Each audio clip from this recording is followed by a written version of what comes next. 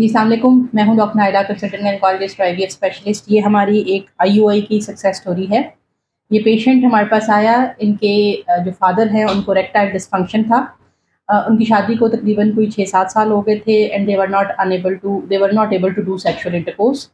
اس کے بعد یہ ہمارے پاس آئے اور ہم نے ان کا ٹریٹمنٹ کیا، but the treatment was failed۔ پھر ہم نے ان کو IUI کا مشورہ دیا کہ ہم آپ کا IUI کرتے ہیں۔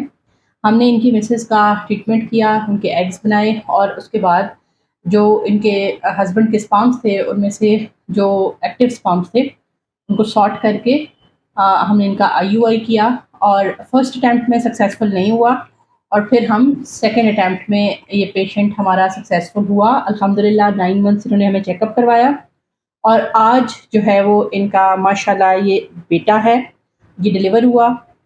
بہت ہیپی ہیں وہ۔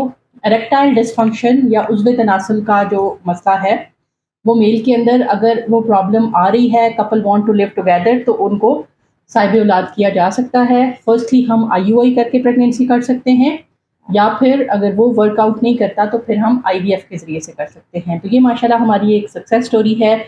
IUI کے ساتھ انہوں نے کنسیو کیا، اور یہ بچہ ماشاءاللہ بالکل ٹھیک ہے، ہیلدی ہے، ایکٹیو ہے، اور انشاءاللہ کل تک یہ ڈسچارج ہو جائیں گے and they will be with their parents.